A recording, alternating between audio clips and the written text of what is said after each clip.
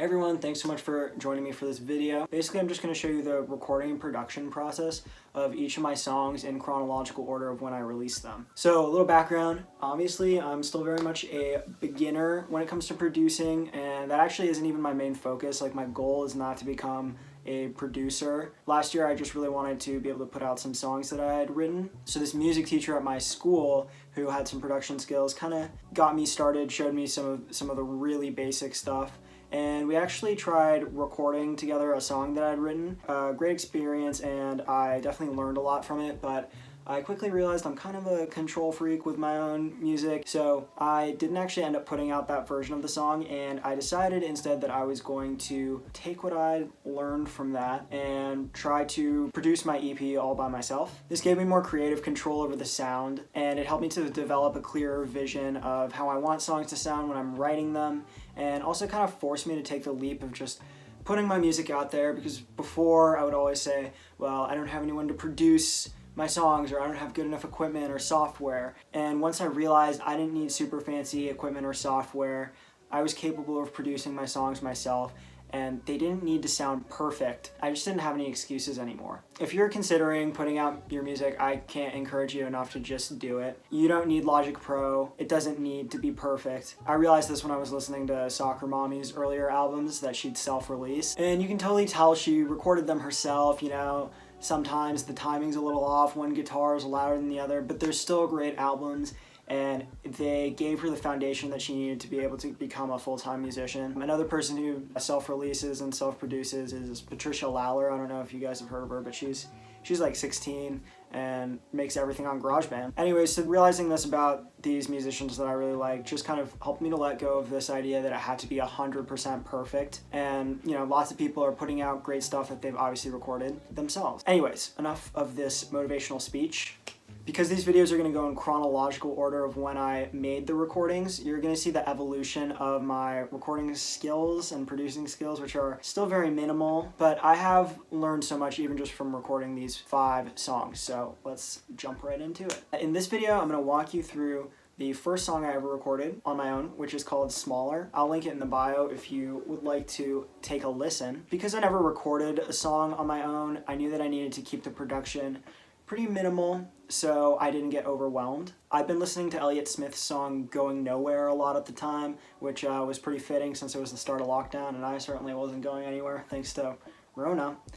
But I liked its sound, and there's pretty much just guitar and vocals on the track, so I decided to keep it simple with Smaller and also just use guitar and vocals. I was pretty proud of Smaller lyrically and melodically, so I also felt like the minimal production would kind of highlight that aspect more. I recorded everything with this mic that my school let me borrow, and actually I did it all on the first day that my school shut down because of COVID, which I think was March 13th of 2020. It only has 6 tracks total, and so as I said, very minimal production. There are technically 8, you'll see on the screen, but 2 are vocal takes that I didn't end up using but never deleted, so they're just kind of hanging out there on mute. Ignore them.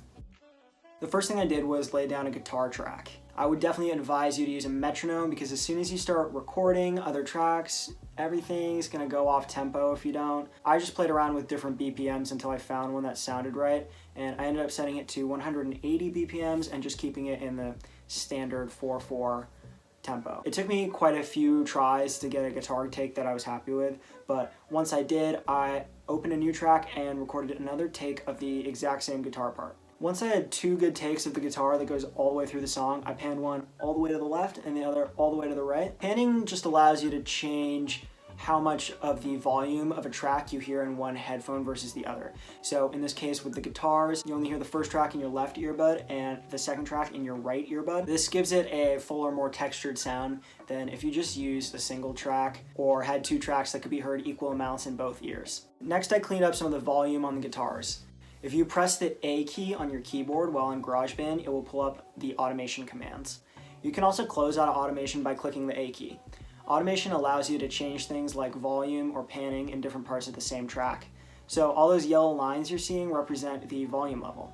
I had each of the guitars set at -3 using the main volume control, but then went in with automation to change the volume of the parts where the guitar sounded too loud or too quiet in comparison to the rest of the take. I mostly used it on parts where my fingers made that really annoying squeaky sound on the fretboard, which produces a high-pitched, loud noise. You can see where those parts are just by looking at the volume fluctuation on the track. I use automation to drop the volume super low on just those 1 or 2 seconds where the squeaks happen, and then the automation takes it right back up to the original volume.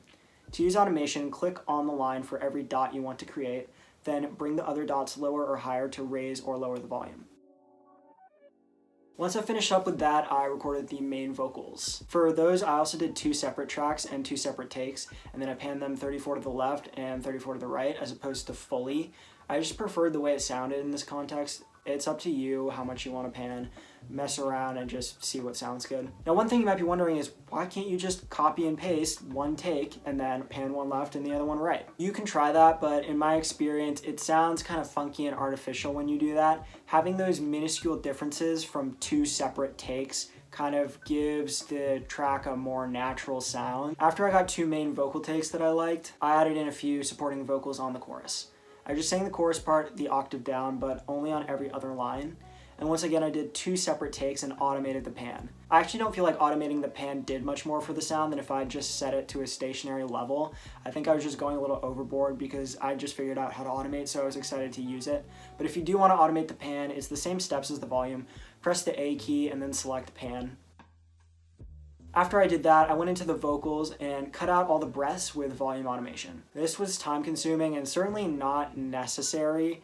I just thought my breaths were a little too loud, so I cut them out. I also dropped the volume completely whenever a part of the track fully ended. Sometimes it makes a clicking noise when the recording stops, so dropping the volume just before the end of the recording eliminates that. The last thing I did was some EQing. Truthfully, I know almost nothing about EQ. What I do know is that these different colors represent different sound frequencies, and changing their position changes how much of the frequency you're hearing. On the guitar, I did cut some of the lower frequencies because it was sounding a little too bassy, but other than that, I didn't touch the EQs. This is something I want to learn more about because changing the EQ can help the track to sound a lot more balanced.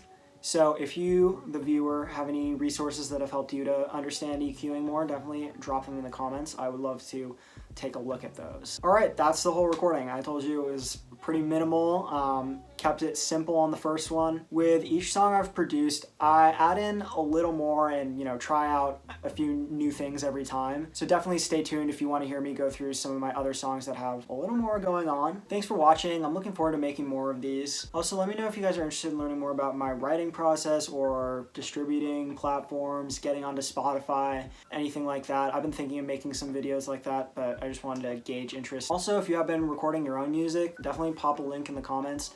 I'd love to listen to what you all are making. All right, thanks again for watching, and I'll see you next week. Bye.